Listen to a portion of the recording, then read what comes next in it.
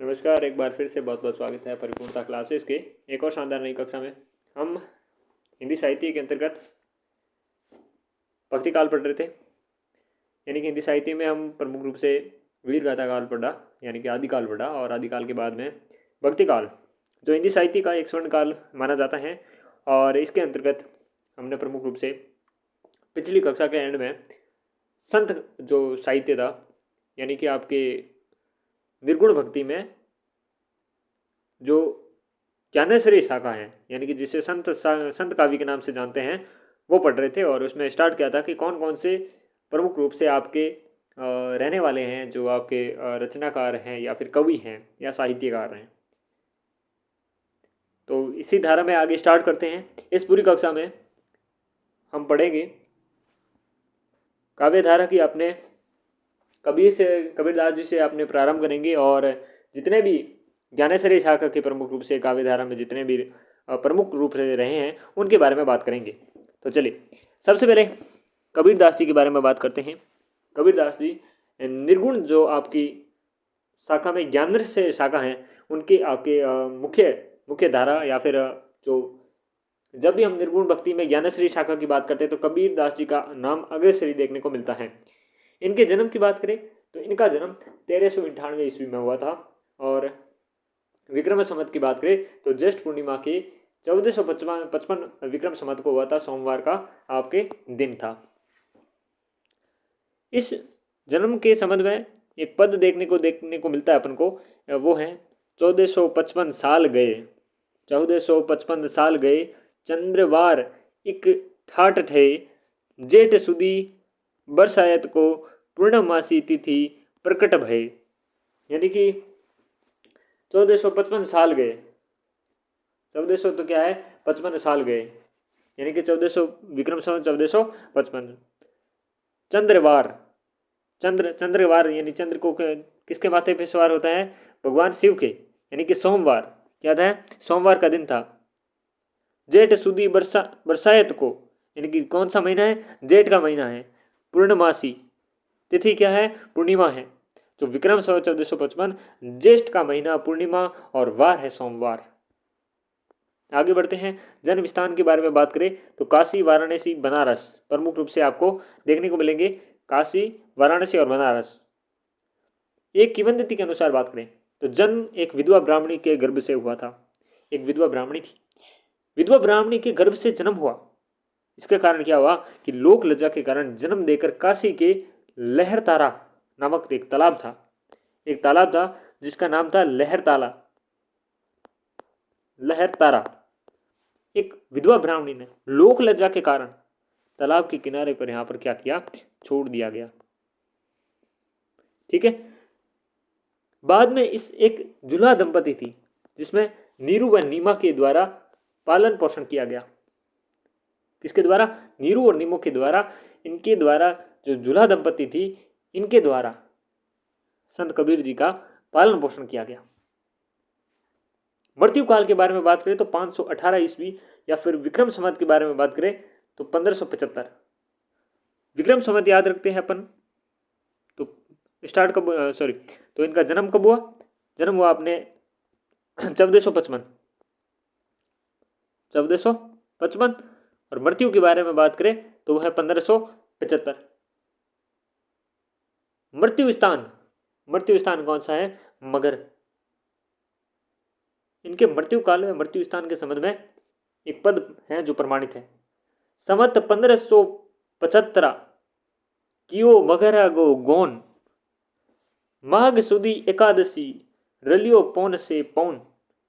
यानी कि जो आपके 1575 है और मगर जगह है, और माघ सुदी यानी कि माघ के शुक्ल पक्ष के 11 को, एकादशी को, रलियो पौन से पौन। तो मृत्यु के बारे में भी ये आपके प्रमाण देखने को मिलता है। गुरु का नाम क्या था, स्वामी रामानंद।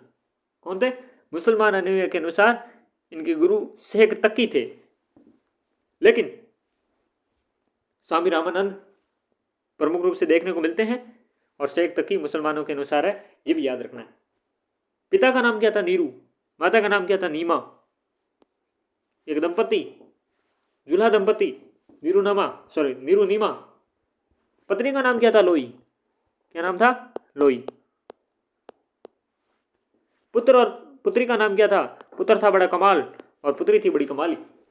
लोई इनकी पत्नी थी। लोई के कमाल और कमाली। नीरू और नीमा जुल्हा दंपति तालाब के पास में छोड़ के चले जाती हैं एक विधवा ब्राह्मणी। फिर नीरू और नीमा जो जुल्हा दंपति हैं, इन्होंने क्या किया? पालन पोषण किया। बनारस, काशी प्रमुख रूप से देखने को मिलेंगे। 1455 विक्रम संवत देखने को मिलेगा। दिन आपको सोमवार को देखने को मिलेगा और पूर्णिमा का दिन मिलेगा। मृत्यु के संबंध में बात करें तो 75 मिलेगा, 1575 मिलेगा। 11 इसका टाइम था, तिथि थी, माघ का महीना था। ठीक है ना। गुरु जी का नाम देखें तो स्वामी रामानंद निर्गुण भक्ति के ज्ञानेश्वरी शाखा की प्रमुख छवि के रूप में देखने को मिलते हैं, जो निर्गुण ब्रह्मा गुरु का प्रमुख साधन मानते हैं। कौन? कबीर जी। पुत्री कमाली थी, एक विदुषी, एक कवियत्री मानी जाती है। कवियत्री शब्द शुद्ध ऐसे लिखा जाता है, नॉट ऑफ कवियत्री, यह है कवियत्री। ठीक है, एक विदुषी थी। भाषा की बात करें काव्य की तो सदुपड़ी भाषा देखने को मिलती है। निर्गुण भक्ति की ज्ञानेश्वरी शाखा में हम जब विशेषता पढ़ रहे थे तो भाषा की बात कर रहे थे तो हमने सदुपड़ी देखा था। कबीर ने अपनी रचनाओं में राजस्थानी, पंजाबी, खड़ी बोली और पंचमेल भाषाओं का प्रयोग किया था। यानी बहुत सारी भाषा को इस्तेमाल किया था, चाहे राजस्थानी हो, चाहे पंजाबी हो, चाहे खड़ी हो, चाहे सदुपड़ी हो। जिन्हें ही मिलकर जो ये पंचमेल भाषाएं थी, इन्हें ही मिलकर इनको सदुपड़ी कहा जाता है। कबीर की भाषा को यह नाम सर्वप्रथम आचार्य रामचंद्र शुक्ल ने दिया था। कबीर का ये जो भाषा था इसमें सदुपड़ी नाम है। यह सदुपड़ी नाम किसने दिया था? आचार्य शुक्ल जी ने दिया था। डॉक्टर श्याम सुंदर दास ने कबीर की भाषा को पंचमेल खिचड़ी कहा। श्याम सुंदर पंचमेल आपकी खिचड़ी कहते हैं। आचार्य रामचंद्र शुक्ल जी क्या कहते हैं? सदुपड़ी कहते हैं। क्या कहते हैं? सदुपड़ी कहते हैं। कुल रचनाओं की बात करें डॉक्टर नागेंद्र के अनुसार अगर हम बात करते हैं तो 63 रचित रचनाएं मानते हैं, जिनमें से प्रकाशित मात्र 43 हुई। प्रमुख रचनाओं की बात करें अगाध मंगल, अनुराग सागर, अमर मूल, अक्षर खंड की रमेनी, अक्षर भेद की रमेनी, उग्र गीता, कबीर की वाणी, कबीर की साखी, कबीर गोरख की गोष्ठी, बीजक, ब्रह्मा निरूपण, मोहम्मद बोध, रेखथा, विचारमाला, विवेक सागर, शब्दावली, हंस मुक्तावली, ज्ञान सागर। प्रमुख नाम है ज्ञान सागर, कबीर की साखी, कबीर के गोरख गोष्ठी, ये ब्रह्म निरूपण, हंस मुक्तावली, शब्दावली, विवेक सागर, रेखता, बीजक, कबीर की बानी, अक्षर खंड रेमनी, अगाध मंगल, अनुराग सागर, अमर मूल, अक्षर भेद की रेमनी, उग्र गीता, मोहम्मद बोध, विवेक सागर, विचार माला। ठीक है, 63 रचनाएं नागेंद्र के अनुसार, प्रकाशित 43 ही हुई। कबीरदास जी को अक्षर ज्ञान नहीं था। क्या नहीं था? अक्षरों का ज्ञान नहीं था। इनके लिए काले अक्षर भैंस बराबर थे। यानी कि जिन्हें अक्षर ही का ज्ञान नहीं होता उनके लिए तो अक्षर यार काले भैंस बराबर होते हैं ना। काला अक्षर भैंस बराबर। मसी कागद छुयो नहीं, कलम गयो नहीं हाथ, चारियू जुग को महात्म, मुखी जनई बात। कागज को तो कभी छुआ तक नहीं और कलम को तो हाथ तक नहीं लगाया, और चारों युगों की बात करते हैं। सारी जो ये बातें थी चारों जितने भी युगों की बात करी वो मुख जुनाई, मुख से बोले। स्पष्ट होता है कि स्वयं किसी ग्रंथ के लिपिबद्ध नहीं किया था। खुद ने किसी प्रकार का ग्रंथ इन्होंने लिपिबद्ध यानी कि लिखा नहीं था। रचना के संकलन की बात करें तो कबीरदास के द्वारा रचित मुख्य पदों और रचनाओं का संकलन उनके परम शिष्य थे धर्मदास। कौन थे? धर्मदास। इन्होंने 1464 ईस्वी में बीजक के नाम से किया था, जिनके 3 भाग हैं। एक है साखी, कबीर के द्वारा रचित दोहे और साखियों को सम्मिलित किया गया है। इसमें सांप्रदायिक शिक्षा और सिद्धांत के उपदेश हैं। इसकी भाषा सदोगनी है। विभाजन 59 अंगों में किया गया है। प्रथम अंग कौन सा है? गुरुदेव को अंग। ये जो धर्मदास का था ना बीजक, इसी में हम देखते हैं ऐसा की, और इसमें जो गुरुदेव को अंग है, इसमें तो ही सदगुरु की, एक सच्चे गुरु की जो महत्ता बताई है, किस प्रकार से आपको मुक्ति दिला सकते हैं, किस प्रकार से वो संपूर्ण शक्ति ब्रह्म का दर्शन करवा सकते हैं, उनकी प्राप्ति करा सकते हैं। आत्मा का परमात्मा का मिलन करने के लिए, इस दुनिया के मोह को त्याग करने के लिए कोई आपको सच्चा रास्ता दिखा सकता है तो वो है आपका सच्चा सदगुरु। इसी गुरुदेव के अंग में आपको देखने को मिलता है। और अंतिम अंग है अभिहड़ को अंग। सेकंड ग्रेड राजस्थान की लेवल की हम बात करें, गुरुदेव का अंग आपके इंपॉर्टेंट बनता है। शब्द की बात करें, इस भाग में कबीर के द्वारा रचित पदों को सम्मिलित किया जाता है। भाषा इसकी ब्रिज या पूर्वी बोली है। इस भाग में कबीर की माया संबंधी विचारों की अभिव्यक्ति हुई है। किसमें? शब्द में। ये जो शब्द हैं, इसमें माया के लिए जो विचार हैं उसके बारे में बात कहा है। रमेणी, इस भाग में कबीर के द्वारा रचित राम भक्ति संबंधी पदों या चौपाइयों को शामिल किया गया। इसके भाषा ब्रज और पूर्वी बोली है रमेणी में। कबीर का राम, यह याद रखना, नोट की बात है, कबीर का जो राम है, ये दशरथ पुत्र जो अयोध्यावासी राम थे वो नहीं थे। इन्होंने परम ब्रह्म, परमेश्वर, निर्गुण ब्रह्म को ही राम कहकर पुकारा। जो निर्गुण ब्रह्म है, जिसके ना हाथ है ना पग है, ना कोई काया है ना कोई बात, वो राम इनके राम को है। हाँ, प्रेरित जरूर राम के नाम से हुए हैं, लेकिन वो राम का शब्द ये नहीं है। रमेणी कबीर के ईश्वर संबंधी विचारों, शरीर रचना संबंधी विचारों तथा मानवीय आत्मा का उद्धार संबंधी विचारों का संकलन किसमें है? रमेणी में है। भाषा इसकी ब्रिज और पूर्वी बोली है। पदों और चौपाइयों को शामिल किया गया है। राम भक्ति के बारे में बताए हैं, उनके शरीर के, उनके ईश्वर के संबंधी विचार हैं। इन्हें आत्मा का उद्धार संबंधी विचारों का संकलन इसमें किया गया है। कबीर के काव्य की प्रमुख विशेषताओं की बात करें, कण कण में ईश्वर की व्याप्ति। कण कण में ईश्वर की व्याप्ति को मानते हैं। वो मानते हैं कि जहां कहीं भी आप देख पा रहे हो, जहां कहीं भी आप महसूस कर पा रहे हो, वहां ईश्वर है। कण कण में ईश्वर है। तेरा साही मुझ में है, जू पुहपन में बांस। तेरा साई मुझ में है, यानी कि जो आप साई, जो अपना भगवान ढूंढ रहे हो, वो मेरे में है। जो पुहपन में क्या होता है? बांस होता है। कस्तूरी का मृग ज्यों फिरी फिरी सूंगे घास। कस्तूरी मृग के अपने पास होती हैं, लेकिन वो पूरे जंगल में घास घास को सूंघता हुआ फिरता रहता है उस कस्तूरी के सुगंध में, लेकिन उसे कभी नहीं पता चलता कि उसके पास में उसकी कस्तूरी पड़ी है। ठीक उसी प्रकार से ईश्वर हर जगह हर कण में है, लेकिन मनुष्य घूमता रहेगा, फिरता रहेगा, कभी उसे ईश्वर नहीं मिलेगा, क्योंकि ईश्वर तो हर किसी में, हर जगह पर आपके पास है, आपके मन में है।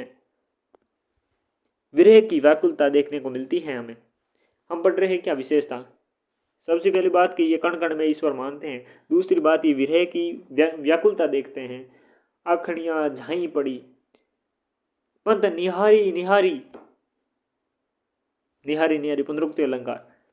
जीबनिया छाला पड़िया, नाम पुकारी पुकारी, वापस पुनरावृत्ति अलंकार। इस साखी पर सूफी साधना पद्धति का प्रभाव नजर आता है।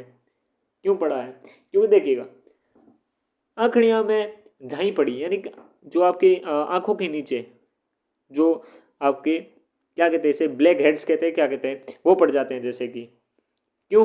पंथ पंथ मतलब रास्ता, निहारी निहारी मतलब देखते देखते, जीबड़िया छाला पड़िया, जीबड़िया मतलब जीभ, छाला पड़िया मतलब छाले पड़ गए हैं, नाम पुकारी पुकारी मतलब नाम पुकार पुकार कर। तो यहाँ पर विरह की व्याकुलता देखने को मिलती है। मूर्ति पूजा, मूर्ति पूजा का विरोध करते हैं। कैसे करते हैं?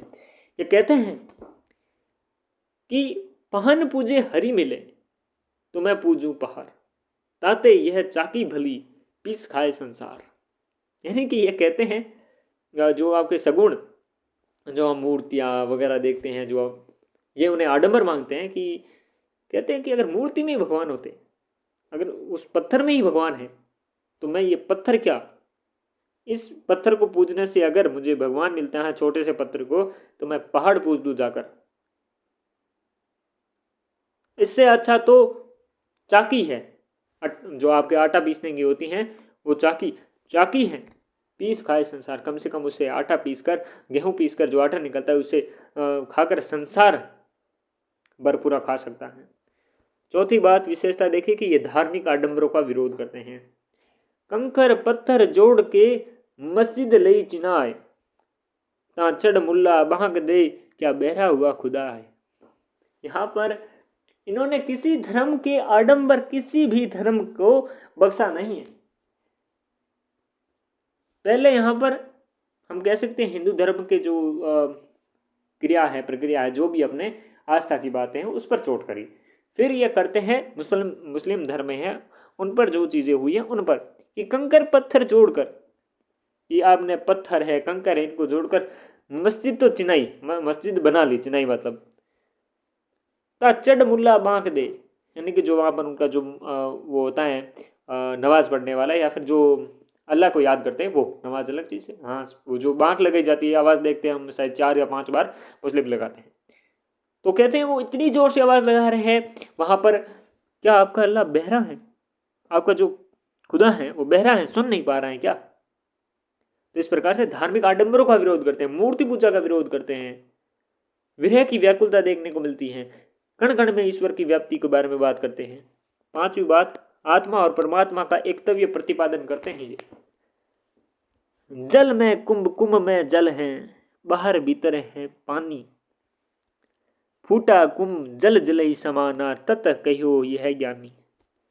जल में क्या है, कुंभ, कुंभ में है जल, बाहर भीतर पानी, यानी कि कुंभ मतलब घड़ा, कि पानी में घड़ा पड़ा है, घड़े में पानी पड़ा है, बाहर और भीतर दोनों जगह पानी पड़ा है। फूटा कुंभ, कुंभ मतलब घड़ा फूटा आपका, जल जल ही समान है, यानी कि जो उसके कुंभ के अंदर जो जल है, बाहर का जल है वो समान हो गया। तत कहियो यह ज्ञानी, फिर क्या कहोगे, यह ज्ञानी। ठीक है ना। सारी आत्मा और परमात्मा, यानी कि ये आपकी घड़े में आत्मा है, बाहर परमात्मा है, या फिर अंदर परमात्मा है, बाहर आपकी आत्मा है। ये जब फूटेगा, आवरण हटेगा ज्ञान रूपी से, तब ज्ञान से ये जब मिलेगा सारा पानी, तब होगा आत्मा और परमात्मा का मिलन, तभी होगा सच्चा ज्ञान, जब आत्मा और परमात्मा का एकत्व होगा, मिलेगा। फिर है अहिंसा का संदेश, दिन में रोजे रखता है, रात हनत गाय, यानी कि दिन भर तो रोजे रखता है और रात में हनत गाय, यानी गाय का क्या करता है, हनत करता है। हनत शब्द का अर्थ होता है मेरे हिसाब से, शायद हो सकता है वध प्रकार का हो, लेकिन संतु पूरी पुष्टि नहीं है। दिन में रोजे रखता है और रात में ये गलत काम करता है, तो ये सब भी अच्छा नहीं है। तो आप अहिंसा रखिए, ये होना चाहिए। फिर भी मैं चेक करता हूँ, हाँ वही था, अनत मतलब वध करता है गाय का, दिन दिन भर मतलब आडंबर। यहाँ पर वो उनकी जो उलट बांसी बात है वो देखने को मिलती है। ठीक है, दिन भर तो क्या करता है, रोजा रखता है और रात में हनत गाय मतलब मांस खाता है, गाय करता है, गाय गाय काटता है, या फिर कोई किसी भी वध करता है किसी का। ठीक है ना, इस प्रकार से दिया है। सातवें में क्या है, गुरु का महत्व है। एक विशेषता है गुरु का महत्व के बारे में बात करें। गुरु गोविंद दऊ खड़े, काके लागू पाए, बलियारी गुरु अपने, गोविंद दियो बताए।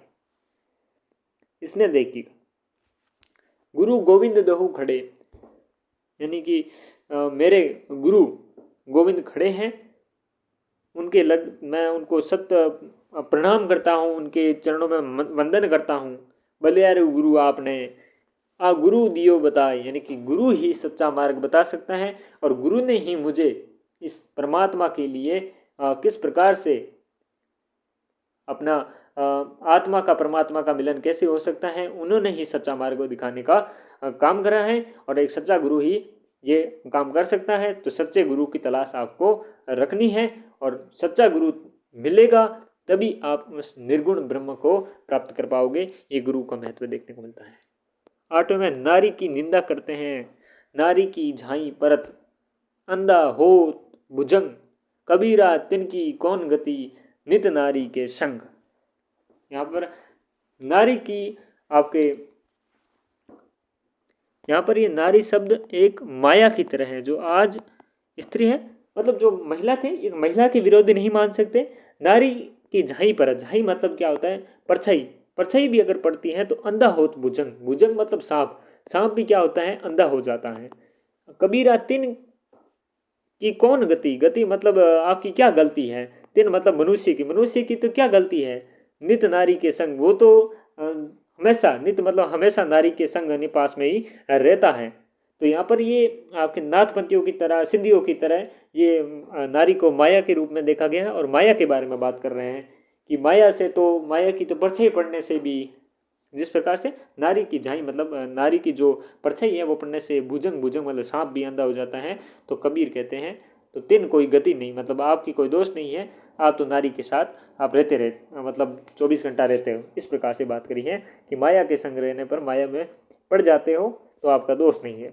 फिर अगला देखें, अवतारवाद का खंडन करते हैं। ये कहते हैं जो आप इतने सारे अवतार हुए हैं, जैसे दशरथ तिहु सूत लोक बखाना, राम नाम का मरम है आना। इसमें वो कहते हैं जो दशरथ तिहु सूत, यानी कि दशरथ के जो सूत मतलब पुत्र हैं जो राम हैं, लोग मतलब लोग बखाना, सभी लोग उनका बखान करते हैं। राम नाम का मरम है आना, ये जो राम आपका नाम ले रहे हो, ये राम नहीं, आपको राम रूपी यानी कि जो आपके निर्गुण, निर्गुण ब्रह्म है, उनकी आपको, उनकी पूजा मतलब उनके बारे में आपके जाप करना चाहिए, कण कण में जो व्याप्त है। राम नाम का असली मर्म, मर्म मतलब रहस्य कुछ और ही है, यानी कि राम कोई व्यक्ति या देहधारी राजा नहीं है जो आप दशरथ के पुत्र के रूप में पूछते हो, बल्कि यह निर्गुण ब्रह्म है जो कण कण में व्याप्त है। आगे बढ़िएगा, अवतार का खंडन कर रहे हैं, ठीक है ना। फिर है माया का, माया की व्रत रचना करते हैं। कबीर माया पापनी, कबीर माया पापनी, हरिशु करत हर राम, हरिशु करत हर राम, मुख कठियाली कुमती, कलह कहण न देई राम। माया एक ऐसा पाप नहीं है, माया क्या है, एक ऐसी पापनी है जो आपको हरिशु करत हराम, हरि के, हरि को भी हराम करती है। कि कबीर यानी माया, माया क्या है, आपकी धन है, ऐश्वर्य है, इसका जो ये क्या है, पापनी है, क्या करती है, हरि का नाम नहीं लेने देती, हरि से आपको दूर करती है, हरि के जो आपकी भक्ति है उसको हराम करती है, इसके बीच में बाधा उत्पन्न करती हैं। जैसे मुख कठियाड़ी कुमती की, यानी कि जैसे घोड़े के मुंह में जो कड़ियाली होती है, यानी कि लगाम या लोहे की जो जंजीर होती है ना, वो डाल दी जाती है ताकि वे अपनी मर्जी से न चल सके। वैसे ही माया करती है आज मनुष्य के मुख पर, यानी कि कुमति यानी कि बुरी बुद्धि, कुमति मतलब बुरी बुद्धि की लगाम कस देती है। कहण नहीं दे राम, यानी कि राम का नाम का जाप नहीं करने देती है। अगला निर्गुण निराकर ब्रह्म, निराकार ब्रह्म की उपासना के बारे में कहते हैं।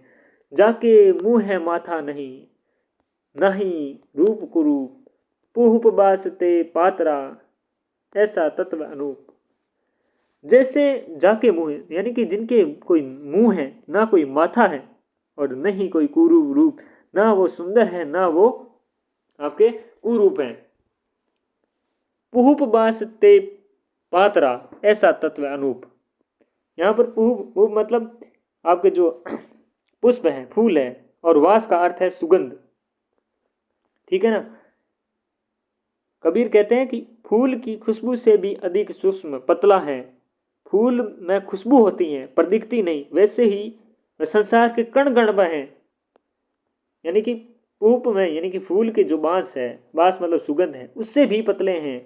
ऐसा तत्व अनूप, यानी कि वो दिखता नहीं है लेकिन कण कण में है।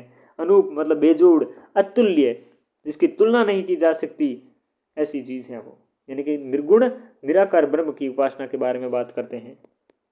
रहस्यवादी हैं, रहस्यवाद भी हैं। नैननी की करी कोटरी, पुतली पलंग बिछाए, पलुकन की चिकडारी के, पिए को लेहू रिजाए।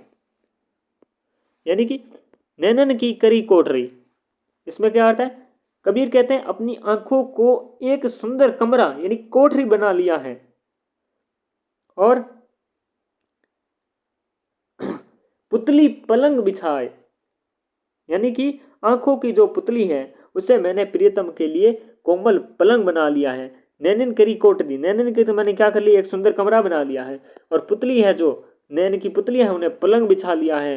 पलकुन के चिकडारी के जो पलक हैं उन्हें धूप या बाहरी दुनिया से बचाने के लिए खिड़की या चिक पर्दा के रूप में डाल दिया है, जैसे वैसे ही अपने पलकों का पर्दा गिरा दिया हो।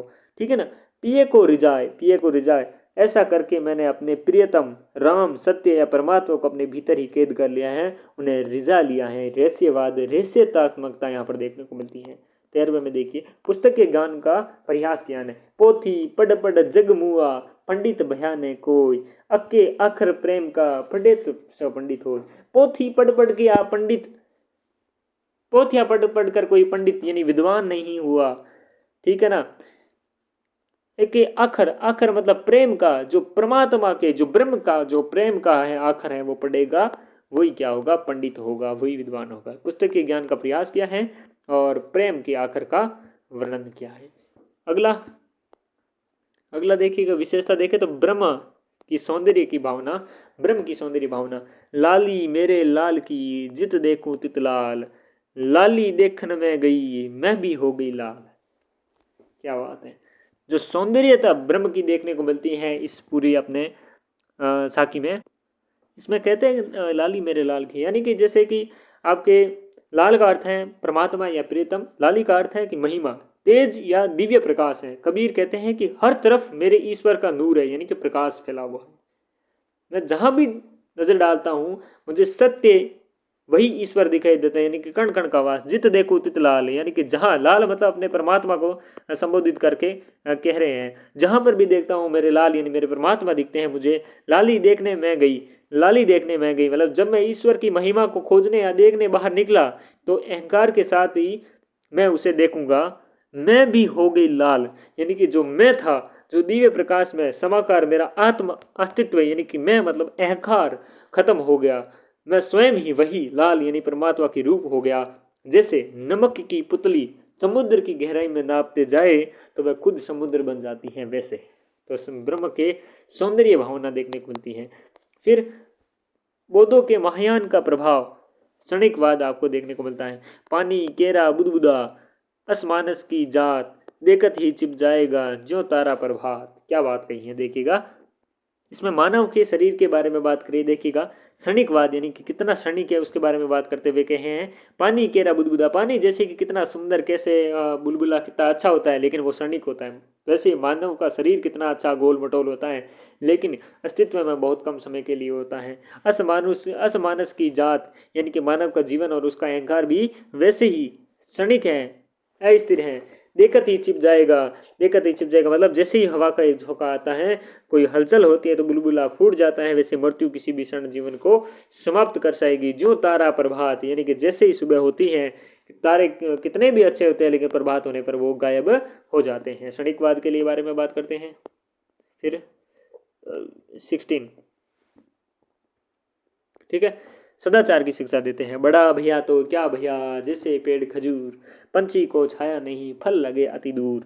क्या इनके कह रहा है, ये कह रहे हैं कि बड़ा भैया तो क्या भैया, आप बड़े हो, आपके पास ज़्यादा है तो क्या हुआ, जैसे पेड़ खजूर। अब पेड़ खजूर का पेड़ कितना ऐसे ऊंचाई में होता है, दूर होता है, पेड़ भले खजूर का जैसे हो, पंछी की छाया नहीं, पंछी को तो क्या है उसमें छाया तक नहीं नसीब होती और फल भी बहुत दूर लगते हैं। तो ऐसे ऐसे ज्ञान का अगर क्या फायदा अगर आप परमात्मा को प्राप्त नहीं कर सकते, ऐसे ज्ञान को कोई अस्तित्व और कोई अर्थ इसका नहीं देखने को मिलता है। फिर अगला देखे, ईश्वर के प्रति अनन्य भाव। कबीर कुत्ता राम का, कबीर कुत्ता राम का, मुतिया मेरा नऊ, मुतिया मेरा नऊ, गले राम की जेवड़ी, जिद खींचे तित जाऊं। अपने आप को, अगर मैं गलत नहीं हूं तो यहाँ पर कबीर अपने आप को राम का, उससे पहले मैं कंफर्म कर लेता हूँ कुछ गलत शब्द निकले उससे पहले। हाँ, इसमें यही है कि कबीर स्वयं को राम का कुत्ता कहते हैं, मैं राम का कुत्ता हूँ। एक ऐसा कुत्ता जो मालिक के प्रति पूरी तरह से समर्पित है, वफादार होता है, वैसे ही उसके परमात्मा के प्रति वह भी समर्पित है। मुतिया मेरा नाऊ, यानी कि मुतिया मतलब मोती, यहाँ पर ये मुतिया मोती शब्द है। मोती कबीर का वह नाम है जिनके मालिक यानी राम है उन्हें दिया है, वह अपने पुराना अहंकार वाला नाम त्याग दिया है।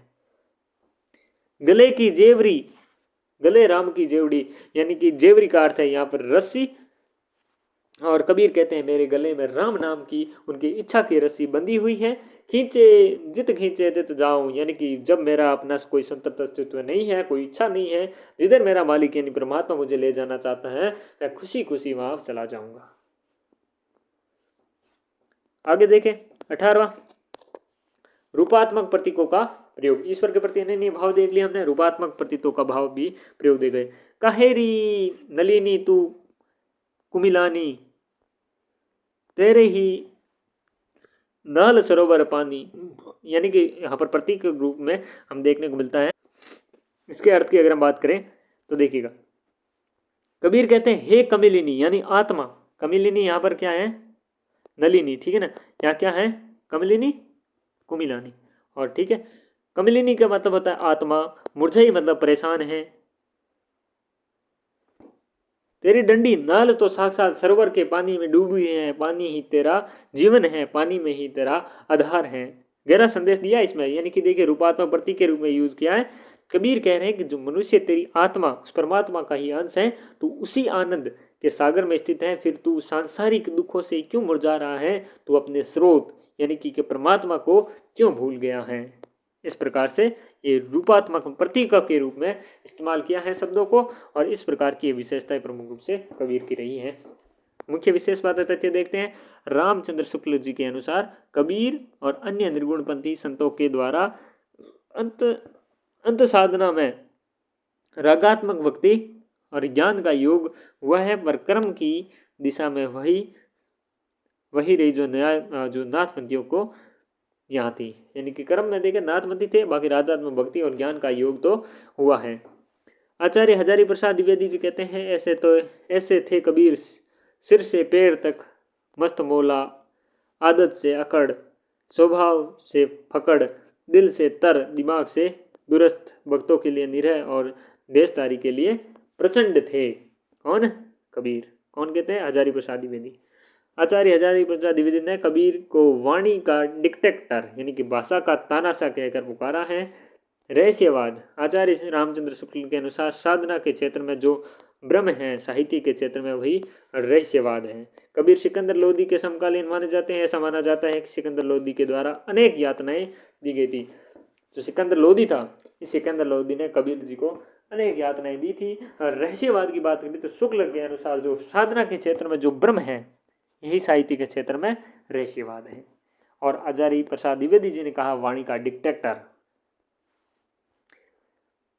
कबीर साहित्य के मुख्यतः 3 पक्ष माने जाते हैं। प्रथम पक्ष है खंडन की प्रकृति, दूसरा है धर्म और समाज सुधार की, और तृतीय आपके आत्मानुभूति के देखने को मिलते हैं। खंडन की प्रकृति यानी कि किस प्रकार से इन्होंने खंडन किया है, जो समाज में प्रमुख रूप से रूढ़ियां चल रही हैं, जो आडंबर चल रहे हैं, उनका खंडन किया है। धर्म और समाज सुधार की भावना देखने को मिलती है, किस प्रकार के ये जाति पंथी वर्ग भेद को समाप्त करके विश्व धर्म विश्व समाज का स्थापन करने की, समाज सुधारने की भावना देखने को मिलती है। आत्मानुभूति, खुद की आत्मा को परमात्मा से मिलन करने के लिए, आत्मा को अनुभूति करने के लिए इनके प्रमुख रूप से पक्ष देखने को मिलते हैं। रामचंद्र शुक्ल जी ने प्रशंसा में एक जगह लिखा है, प्रतिभा उनमें बड़ी प्रखर थी।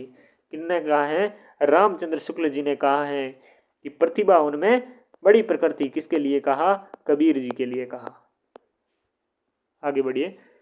आचार्य हजारी प्रसाद द्विवेदी ने भगवान विष्णु के नरसिंहावतार की प्रतिमूर्ति माना है। किसे, कबीर जी को नरसिंहावतार की प्रतिमूर्ति हजारी प्रसाद द्विवेदी जी ने कबीर को माना है।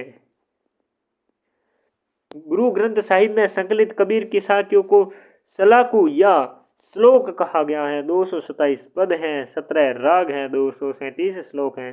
227 क्या है, पद हैं जी, और राग कितनी है, 17 श्लोक हैं, 237 कहाँ है, संकलित गुरु ग्रंथ साहिब में है। डॉक्टर बच्चन सिंह ने कबीरदास को हिंदी भक्ति काव्य का प्रथम क्रांतिकारी पुरस्कर्ता कहकर पुकारा है। इसने डॉक्टर बच्चन सिंह ने हिंदी भक्ति काव्य का प्रथम क्रांतिकारी पुरस्कृतकर्ता कहकर पुकारा है। कबीर के मुसलमान अनुयायियों के अनुसार इनके गुरु का नाम सूफी फकीर शेख तकी था। सूफी फकीर शेख तकी था कबीर के मुसलमान अनुयायियों के अनुसार। ये ज्ञानेश्वरी काव्यधारा के प्रतिनिधि कवि के रूप में माने गए हैं। ज्ञानेश्वरी निर्गुण भक्ति की 2 शाखाएं, वैसे कबीर भक्ति काल की 2 शाखाएं बता नहीं, टोटल शाखाएं आपके एक है हाँ, मेन भक्ति काल भक्ति की हो गया निर्गुण, निर्गुण और एक हो गया सगुण। निर्गुण में भी 2 हैं, ज्ञानेश्वरी और प्रेमाश्रय। तो यहाँ पर ज्ञानेश्वरी जो शाखा है उसके प्रतिनिधि कवि कौन है? कबीर जी। कबीरदास ने संस्कृत भाषा को कूप जल और बाका को बहता नीर कहकर पुकारा है। संस्कृत भाषा को कूप जल और बाका मेरे हिसाब से यहाँ पर भाषा होना चाहिए, भाषा को बहता हुआ नीर कहकर पुकारा है। आगे बढ़ते हैं। कवि हमारी भाषा के श्रेष्ठ रहस्यदेव कवि हैं। ये गोविंद त्रिगुणायत कहते हैं। कबीर क्या है? हमारे श्रेष्ठ रहस्यवादी कवि हैं।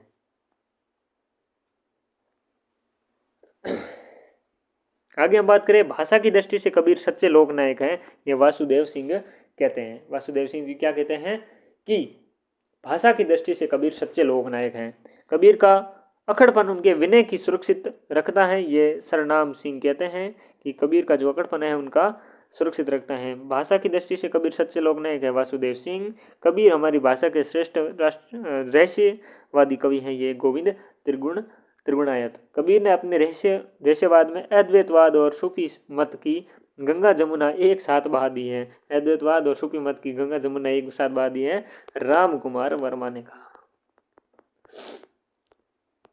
कबीर जी, अभी तक हमने 27 पैनल पढ़ लिए हैं कबीर जी के बारे में लगभग, तो बहुत ही इंपॉर्टेंट अपने लिए बनते हैं। अब हम बात करेंगे, स्पीड से चलेंगे, इनके बारे में बात करेंगे जी। अब हम बात करेंगे दादू दयाल जी के बारे में। दादू दयाल जी का जन्म 1544 ईस्वी में हुआ था, विक्रम संवत 1601 में हुआ था। कबीर जी का जन्म कब हुआ था? 1455 में, विक्रम संवत में। जन्म स्थान की बात करें अहमदाबाद गुजरात में। मृत्यु काल के बारे में बात करें 1603 ईस्वी में। ठीक है, हम ईस्वी से याद रखते हैं। 1544 ईस्वी से 1603 ईस्वी तक इनका जीवन काल रहा। गुरु का नाम था वृद्ध भगवान। जन गोपाल द्वारा रचित जन्म लीला पर्ची के अनुसार गुरु का नाम क्या है? वृद्ध भगवान। जन गोपाल द्वारा रचित जन्म लीला पर्ची के अनुसार। ठीक है ना। प्रमुख रचनाएं 3 संकलित ग्रंथ हैं। कौन कौन से? हरडे वाणी, इनका संकलन इनके शिष्य थे संत दास और जगन्नाथ दास द्वारा किया गया था। हरडे वाणी का संकलन किसने किया था? संत दास और जगन्नाथ दास के द्वारा। और अंगुवधु यानी इसका संकलन प्रमुख शिष्य थे रज्जब जी, जो सारे जिंदगी भर दूल्हे के बेस में रहे थे, कंवारे रहे थे। इन्होंने क्या किया है? अंगवधु का संकलन किया है। दादू दयाल की बात करें तो इसका संकलन परशुराम चतुर्वेदी के द्वारा किया गया है। यही इनकी रचना प्रामाणिक संकलन माना जाता है। कौन सी? दादू दयाल। इसका संकलन किसने किया है? परशुराम चतुर्वेदी। ठीक है ना, परशुराम चतुर्वेदी। आगे बढ़े, विशेष तथ्य देखें तो यह दादूपंथ परम ब्रह्म संप्रदाय के प्रवर्तक माने जाते हैं। दादूपंथ परम ब्रह्म संप्रदाय है उनके, या दादूपंथ या परम ब्रह्म पंथ संप्रदाय के प्रवर्तक माने जाते हैं। दादू दयाल जी का मन में पंथ स्थापना का विचार सर्वप्रथम 1573 ईस्वी में सांबर के प्रवास के दौरान उत्पन्न हुआ। सांबर इनका सत्संग स्थल यानी कि अलग दरीबा के नाम से, जो इनके सत्संग स्थल थे उन्हें अलग दरीबा के नाम से जानते थे, वहां पर इनके नाम से प्रसिद्ध हुए। ये राजस्थान के प्रथम संत माने जाते हैं, क्योंकि राजस्थान का इनको कबीर कहा जाता है। ठीक है ना, प्रथम संत माने गए और इनको राजस्थान का कबीर कहने गया। ये विवाहित थे। गरीबदास और मस्कीन दास नामक 2 पुत्र हुए। गरीबदास और मस्कीनी दास। नारायणा जयपुर में इनकी मुख्य पीठ थी। इनकी काव्य भाषा ब्रिज थी। राजस्थानी और खड़ी बोली के शब्दों का मिश्रण भी मिलता है। और प्रमुख रूप से ढूंढाड़ी भाषा में इनके साहित्य देखने को मिलता है। इनके मुख्य पद दृष्टि में गीव दूध में रमी रहिया, व्यापक सभी ठोर, दादू बकता बहुत हैं, मथी काटे ते और। ये इनका प्रमुख रूप से क्या है? वक्तव्य हमें देखने को मिलता है कब आपके दादू जी का। क्या है, घी व दूध में रमी रैया, घी दूध में रमी रैया। यहाँ पर घी और दूध वैसे मेरे हिसाब से धन के रूप में कहा है, रमी रैया व्यापक शब्द की ठोर। और इसके पूरे अगर अर्थ की बात करें, इसके धन मतलब जो आपका दूध है, वो दूध क्या है आपके, तो दूध के कण कण में जैसे घी होता है, मक्खन होता है, समाया होता है, लेकिन वह आंखों में सीधे दिखाई नहीं देता। व्यापक सभी ठोर यानी कि सब व्यापक रूप से ठोर, यानी कि ठीक उस प्रकार से परमात्मा है जो इस संसार के हर जीव और हर कण में व्याप्त हैं, कहीं बाहर नहीं बल्कि आपके भीतर हैं। दादू बगता बहुत हैं, यानी कि बक्ता की जगह वक्ता, ठीक है ना। दुनिया के ज्ञान की बातें करने वाले, उपदेश देने वाले और शास्त्र पढ़ने वाले बहुत मिल जाएंगे, ठीक है ना। मथी काटे थे, और यानी कि असली साधक वही है जो दूध के मथ कर, यानी कि साधना है, मेहनत करके अनुशासन से उसे घी निकाल दे, यानी केवल बातें न करे बल्कि सत्य का अनुभव करे, ठीक है ना। घी व दूध में रमी रैया मतलब मिला रहता है, व्यापक सबकी ठोर, ठीक है। दादू बगता बहुत है, मथी काटे थे, और जो मत काटता है, घी को अलग करता है, यानी कि जो सत्य की खोज करता है, वही क्या है, असली ज्ञानी है। दादूपंत का अधिकांश साहित्य ढूंढाड़ी भाषा में रचा गया। राजस्थान में इन्होंने निम्नलिखित 5 स्थानों पर साधना की थी, जिसमें से पंचतीर्थ के नाम से जाना जाता है। कल्याणपुर या करडाला सर्वप्रथम साधना स्थल है, फिर नरेना या नारायणा, सांबर, अमेर और भैराना जहाँ पर इनकी मृत्यु हुई, और जो दादू की खोल नरेना या बोराना में स्थान पर प्रतिवर्ष फाल्गुन मास में मेले का आयोजन होता है। यहाँ पर दादू की खोल स्थित है। नबदास द्वारा रचित भक्तमाल रचना में उनके 52 शिष्यों का उल्लेख है, जो 52 शिष्यों को दादू पंथ के 52 स्तंभ के नाम से पुकारा जाता है।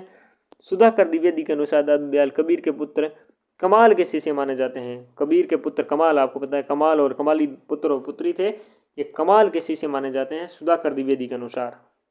अगले संत सुंदरदास। संत सुंदरदास कबीर के जो आपके दादू जी थे, ये इनके चेले थे, ठीक है ना।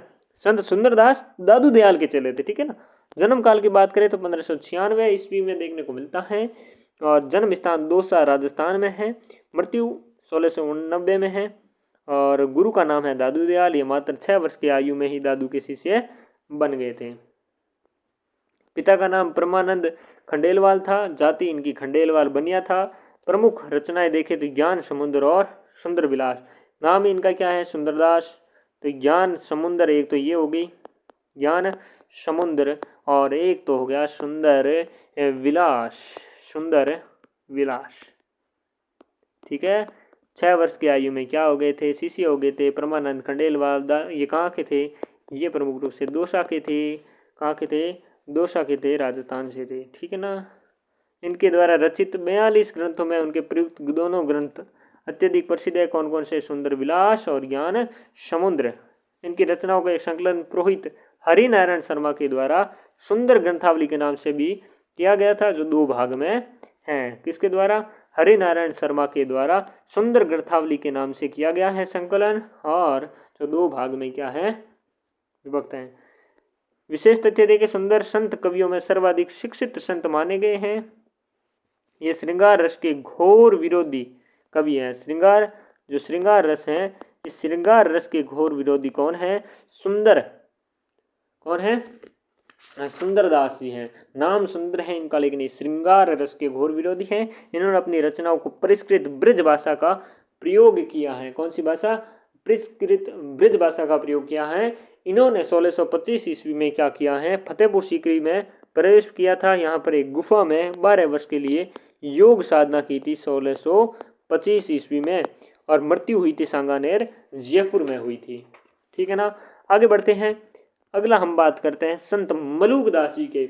जन्म हुआ था 1574 में, मृत्यु हुई थी 1682 में। जन्म स्थान रहा था कड़ा, इलाहाबाद, उत्तर प्रदेश में रहा था। संत मलूक दास जी का गुरु का नाम था पुरुषोत्तम। इनकी सुख सागर रचना के अनुसार गुरु का नाम क्या था, गुरु का नाम था पुरुषोत्तम। पुरुषों में है जो उत्तम, पुरुषोत्तम इनके गुरु थे। किनके, मलूक दास जी के। किनके, मलूक दास जी के गुरु थे। किसमें ये कहा गया है, ये सुख सागर रचना में कहा गया है। पिता का नाम सुंदरदास खत्री था। 1574 ईस्वी में इनका जन्म, 1682 में मृत्यु, और जन्म हुआ था कड़ा गांव के इलाहाबाद के उत्तर प्रदेश में।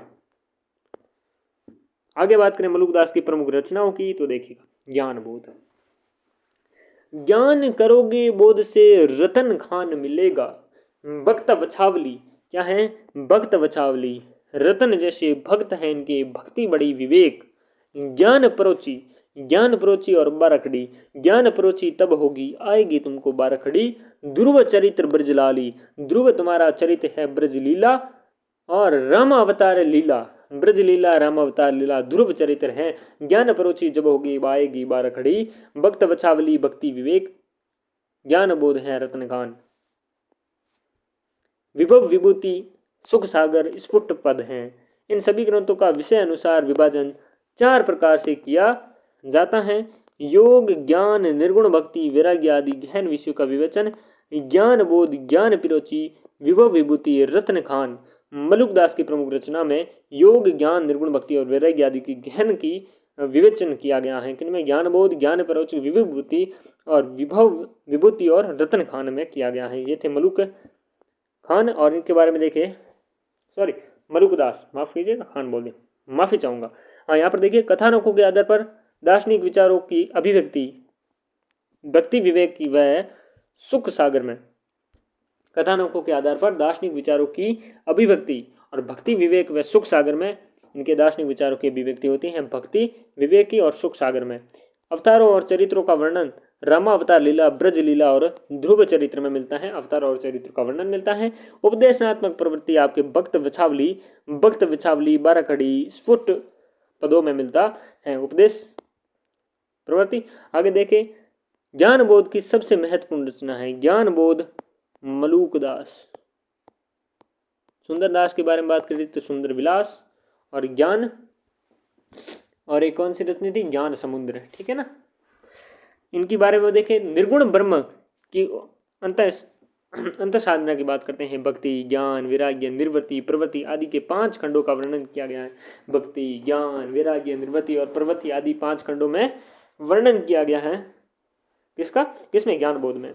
रत्न खान 10 परिच्छेदों में विभाजित है, जिसमें वैराग्य, नश्वरता, निष्काम, जीवन, मनन, मुक्ति आदि के स्वरूप का वर्णन किया गया है रतन खान में।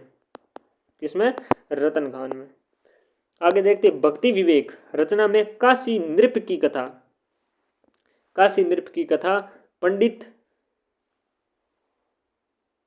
व नाग कन्या की कथा, वृत बढ़ई की कथा, सिंह श्रृंगाल की कथा इत्यादि के माध्यम से ब्रह्मोपासना, माया की त्याग, इंद्रियों के संबंध, मन में दमन में ही जीवन की सार्थकता मानी गई है। बहुत अच्छी बातें कही गई हैं भक्ति विवेक में। किसमें? भक्ति विवेक में काशी के नृप कथा, पंडित व नाग कन्या की कथा, नृप बढ़ई की कथा, सिंह और श्रृंगाल की कथा इत्यादि के माध्यम से ब्रह्म की उपासना, माया के त्याग, इंद्रियों में समन, मन में दमन ही जीवन की सार्थकता कहा गई है भक्ति विवेक में। विशेष तथ्य देखेंगे, देखिएगा इनकी अपनी रचनाओं में अवधी और ब्रज दोनों भाषाओं का प्रयोग किया गया है। अवधी और ब्रज दोनों भाषाओं का प्रयोग किया गया है, जिनमें संस्कृत, फारसी और अन्य बोलियों के शब्दों को भी जोड़ दिया गया है। अवधी और ब्रज दोनों भाषाओं का प्रयोग किया गया बहुत सुंदर तरीके से, और साथ में संस्कृत और फारसी व अन्य बोलियों के शब्दों को भी जोड़ दिया गया है। ये आलस्यों के समर्थक कवि माने गए हैं। एक जन ने लिखा है, अजगर करे न चाकरी, पंछी करे न काम, दास मलुका कही गए, सबके दाता राम। यानी कि आज जो इनके आलस्यों के समर्थक भी माने गए हैं। अजगर करे न चाकरी, अजगर किसी के चाकरी नहीं करता, पंछी ना करे कोई काम, पंछी कोई काम नहीं करते हैं, दास मलुका कही गई, यानी कि मलुकदास जी कहे गए, सबके दास राम, सबके दाता राम, यानी कि देने वाला कौन है? राम है। और वो राम कौन से हैं? निर्गुण ब्रह्म है। संत रैदास बहुत ही महत्वपूर्ण है। देखिएगा 15वीं शताब्दी के उत्तरार्ध में 16वीं शताब्दी का पूर्वार्ध काल स्वीकार्य है इनका। और डॉक्टर गणपति चंद्र के अनुसार 1445 विक्रम संवत से 1475 विक्रम संवत, ठीक है। और यानी कि लगभग कबीर के समकालीन गणपति चंद्र गुप्त के अनुसार, नागेंद्र के अनुसार है 1498, यानी कि मीराबाई का जो जन्म है उसके हिसाब से, और फिर 1548, ठीक है, यहाँ तक है नागेंद्र कुमार के अनुसार जी। और यहाँ पर गणपति चंद्र गुप्त के अनुसार 1445 विक्रम संवत से 1575 विक्रम संवत संत रैदास जी का जन्म माना जाता है। जन्म स्थान और कर्म स्थली काशी रहा है। कौन सा रहा है जी? काशी रहा है। किनका? रैदास जी का। जाति इनकी चमार थी जो निम्न वर्गीय थे। कौन? रैदास जी। नोट, इस समझ में हम देखते हैं निम्न पद। जाति भी ओछी, कर्म भी ओछा, ओछा कसब हमारा, नीचे से प्रभु ऊंचा कियो है, कह रैदास चमारा। क्या बात कही है इन्होंने। जाति ही भी ओछी, हमारी जात ओछी है, कर्म भी ओछा है, ओछा कसब हमारा, यानी कि सब कुछ हमारा ओछा है, नीचे से प्रभु ऊंचा कियो है, हम नीचे से ऊपर आए हैं, प्रभु ने हमें ऊपर भेजा है इतना, कह रैदास चमारा। नीचे से प्रभु ऊंचा कियो और कहा है रैदास चमारा। कह रैदास खलास चमारा, ऐसी मेरी जाति विका चमार, चरण शरण रैदास चमैया। ये इनकी प्रमुख रूप से देखने को मिलती हैं। प्रमाण हमने जो बातें कही उनका देखने को मिलता है। उपनाम है इनका रविदास, रविदास से रैदास हो गए। रचना इनकी देखें तो इनकी कोई स्वतंत्र प्राप्त रचना नहीं है। इनकी रचित फुटकल पदों का एक संग्रह रविदास की बाणी के नाम से संत बानी सीरीज में संग्रहित है। जो संत बानी आपकी हुई, संत बानी के नाम से एक सीरीज हुई। इस सीरीज में आपके रविदास की बाणी इसमें आपके संकलित मिलते हैं। इनके द्वारा रचित 40 पद आदि गुरु ग्रंथ साहब में शामिल 40 पद आपके देखने को मिलते हैं। इनके गुरु का नाम था रामानंद जी। क्या नाम था? रामानंद जी इनके गुरु का नाम था। विशेष तथ्य में मीराबाई इनके नाम आदर के साथ दिया जाता है। मीराबाई ने इनका नाम आदर से लिया है। ये मीरा के गुरु माने जाते हैं। ये विवाहित संत थे। इनके पत्नी का नाम लोना था। ठीक है, लोना था। ठीक है। चित्तौड़गढ़ में राजस्थान में कुंभ श्याम मंदिर इनकी एक छतरी बनी हुई है। क्या बनी हुई है? एक छतरी बनी हुई है कुंभ श्याम मंदिर में चित्तौड़गढ़ में। इनके द्वारा रचित प्रसिद्ध यह द्रष्टव्य है। अब कैसे छूटे राम नाम रट लागी, प्रभु भी तुम चंदन हम पानी, जाकी अंग अंग बास समानी। प्रभु जी तुम घन बन हम भोरा, जैसे चितवत चंद चकोरा। प्रभु जी तुम दीपक हम बाती, जाकी ज्योति बरे दिन राती। क्या बात है, बहुत ही अद्भुत इन्होंने लिखा है। हम इतना भावार्थ में नहीं जाते हैं क्योंकि वैसे समय का बहुत लग रहा है। तो अब कैसे छूटे राम, यानी कि राम का नाम कैसे छूटते हैं। राम रटी लागी, राम का तो नाम रट लगा है। राम मिलेंगे तभी ये नाम छूटेगा। प्रभु जी तुम चंदन हम पानी, प्रभु जी आप तो चंदन रूपी हो, आप चंदन हो, हम पानी हैं। जाकी अंग अंग बास समानी, जाकी क्या है? अंग अंग मतलब पूरा जो आपका शरीर है मेरा, वो आपके पास समानी मतलब आपके पास ही बसा हुआ है। राम नाम का रट लगा हुआ है। तुम प्रभु जी तुम घन बन हम भोरा, आप घन बन हो, हम क्या है? भोरा। जैसे चितवत चंद चकोरा, जैसे कि चित जो चंद के चकोरा। प्रभु जी तुम दीपक हम बाती, आप तो दीपक और हम बाती हैं। जाकी ज्योति बरे दिन राती, यानी कि जिनकी ज्योति बरे क्या? दिन राती। फिर हैं गुरु नानक जी या नानक देव के नाम से इन्हें जानते हैं। ये जन्म काल की बात करें तो 1469 से मृत्यु इनकी 1538 ईस्वी में हुई। जन्म स्थान लाहौर के निकट राई भाई की तलवंडी नामक ग्राम में। यह स्थान पाकिस्तान में है। ये वर्तमान में नानक साहब नाम से प्रख्यात हैं। और इनके पिता का नाम क्या था? कालूचंद खत्री था।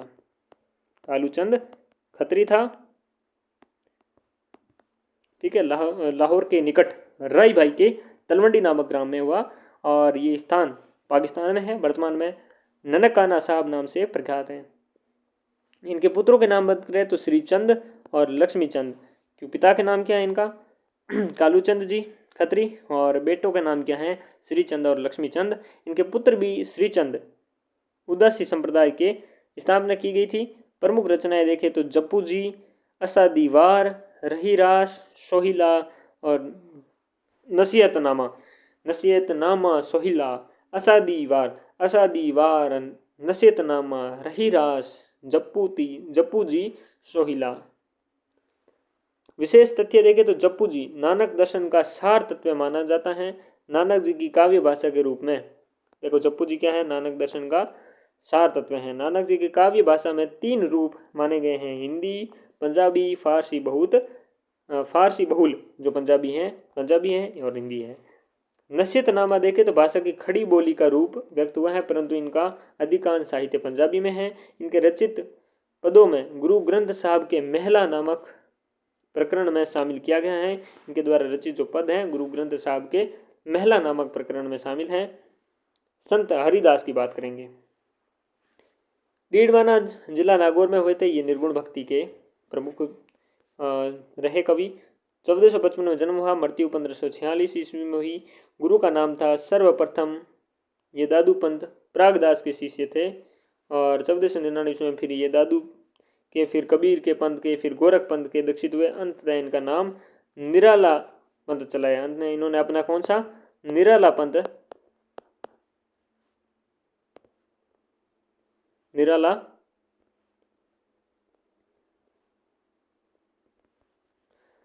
पंथ भाई चलाया था। ठीक है ना, आगे बढ़ते हैं।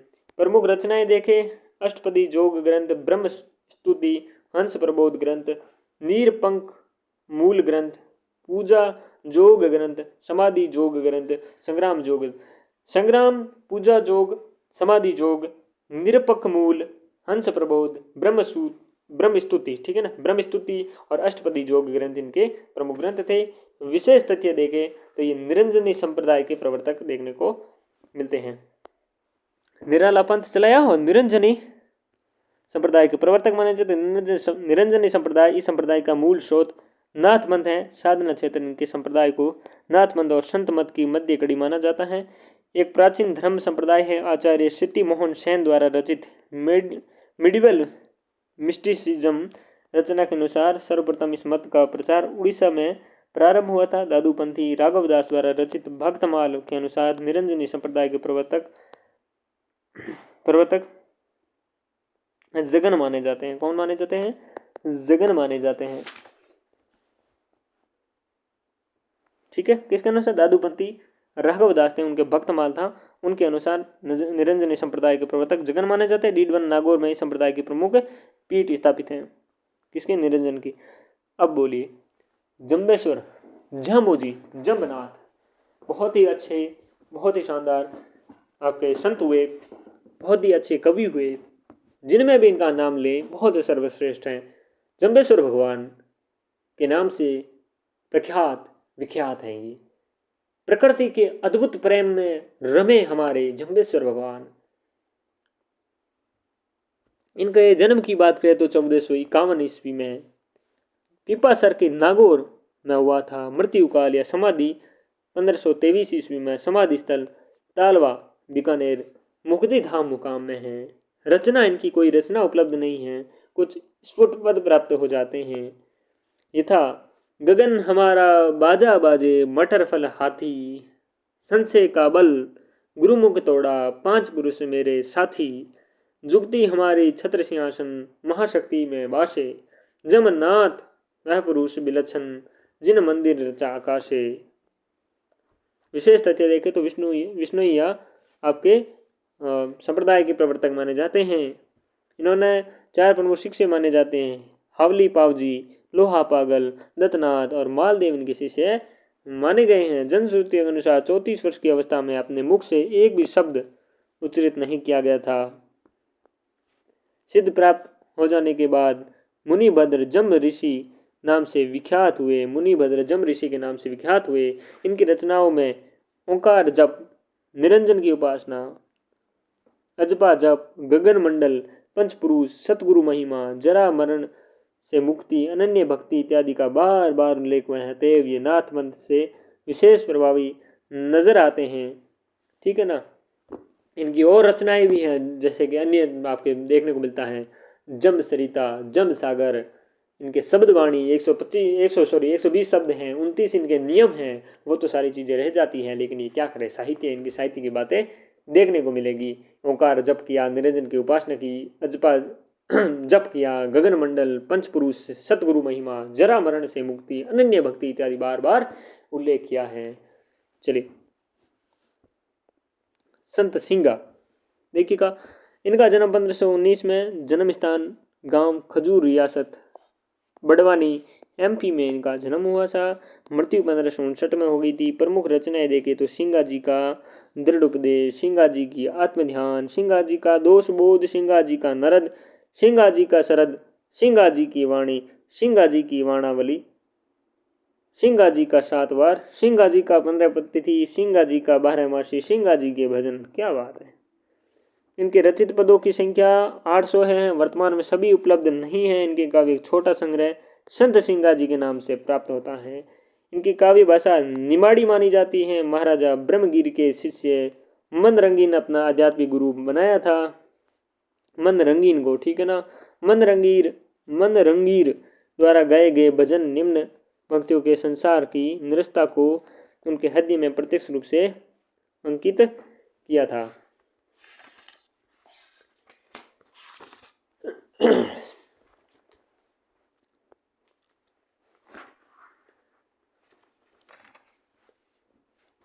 अब देखिएगा, गला बैठ रहा है थोड़ा थोड़ा। चलिए, अन्य प्रसिद्ध संत कवि जो ज्ञानाश्रय शाखा के हैं उनके बारे में हम चर्चा कर लेते हैं। सबसे पहले हम बात करेंगे लाल दास जी की। 1540 से 1648 ईस्वी। ये लाल पंथ या लाल दासी संप्रदाय के प्रवर्तक। जन्म अलवर में हुआ। धौली दूप गांव में, धौली दूप पड़ता है अलवर में। कहाँ पड़ता है? अलवर जिले में। गांव एक मेव मुसलमान परिवार में हुआ। अपने अयोग्य शिष्यों के कारण इन्हें अनेक बार कष्ट भी सहन करना पड़ा। गांव नगला, जिला भरतपुर इनका समाधि स्थान है। इनकी रचना लाल दास की चेतावनी, बहुत इंपॉर्टेंट, संकलित की गई है। संत धर्मदास बांधवगढ़ के रहने वाले जाति के बनिए थे। कबीर के प्रमुख शिष्य में गिने जाते हैं। धर्मदास कबीर के शिष्य बन जाने के बाद अपने अपार धन संपदा को लुटा दिया था। कबीर देहवास 1518 ईस्वी बाद अपनी गद्दी का उत्तराधिकारी नहीं मिला था। इनके रचनाएं धनी धर्मदास की वाणी के नाम से संकलित की गई हैं। कबीर वाणी के बीजक नाम से संकलित करने का श्रेय भी इन्हें दिया जाता है। धनी धर्मदास और बीजक किन्हें दिया जाता है? धर्मदास जी को। संत रजब अली खान दादू दयाल के प्रमुख शिष्य थे। जिंदगी भर कमारे रहते, दूल्हे के बेश में रहते। समस्त रचनाओं का संकलन अंगवधु नाम से किया है। रचित पदों में निम्न 2 संकलन प्राप्त हैं, रजबवाणी और सबंगी। क्या है? रजबवाणी और सबंगी। सबंगी रचना में इनके अलावा कुछ अन्य निर्गुण संत कवियों के द्वारा रचित पदों को शामिल किया गया है। आजीवन दूल्हे के वेश में रहने वाले संत कवि के रूप में जाने जाते हैं। संत अक्षर अनन्य। आचार्य शुक्ल ने इनका स्थिति काल 1653 ईस्वी यानी कि 1710 विक्रम संवत के आसपास निर्धारित किया है। दतिया रियासत के अंतर्गत सुनहरा कायस्थ माने गए हैं। कुछ दिनों तक दतिया के राजा पृथ्वीचंद के दीवान भी रहे। महाराजा छत्रसाल इनके शिष्य हुए थे। इनकी रचनाएं इन्हें योग और वेदांत के संबंधित ग्रंथ हैं। राजयोग, विज्ञान योग, ध्यान योग, सिद्धांत बोध, दीपिका, विवेक दीपिका, ब्रह्म ज्ञान, अनन्य प्रकाश इनके ग्रंथ हैं। राजयोग, विज्ञान योग, ध्यान योग, सिद्धांत बोध, विवेक दीपिका, ब्रह्म ज्ञान, अनन्य प्रकाश, इनके हैं रचनाएं आपके संत अक्षर अनन्य के हैं। इन्होंने संस्कृत भाषा में रचित दुर्गा सप्तशती ग्रंथ का हिंदी पदों में आपके अनुवाद किया है। आगे बढ़े, संत बाबा लाल के बारे में बात करें। 1590 से 1655 ईस्वी में इनका जीवन काल रहा। इनका जन्म पंजाब प्रांत का कुसूर या कुसपुर नामक ग्राम माना जाता है। इनके द्वारा बाबा लाली संप्रदाय का प्रवर्तन किया था। शहजादा दारा सिकोह के साथ इनका धार्मिक संलाप हुआ।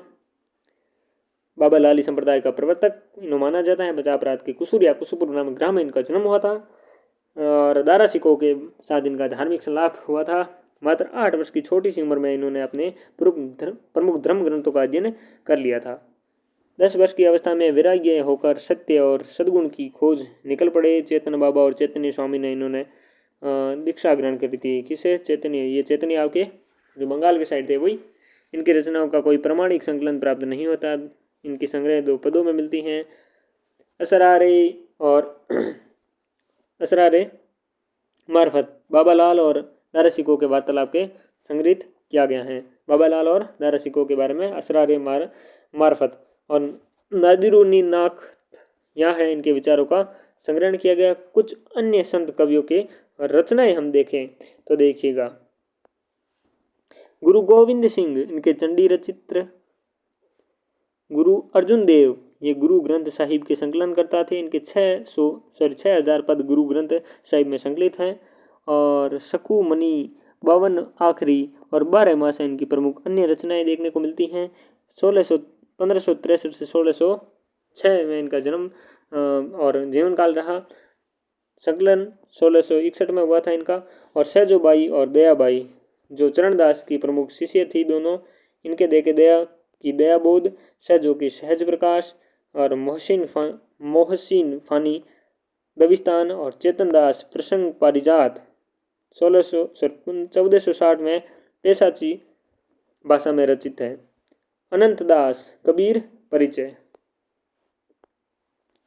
विशेष तथ्य में देखे संत कवि में कोई स्वतंत्र रचनाएं प्राप्त नहीं होती, केवल आदि ग्रंथ इनके रचित पद प्राप्त होते हैं। संत सदना 1 पद और संत बेनी, संत सैन, ठीक है, और संत धना, संत भीषण, संत फरीद में 4 पद, संत भीषण में 2 पद, संत बेनी में 3 पद, संत धना में 4 पद, संत सैन में 1 पद, संत सदना में 1 पद, ठीक है ना।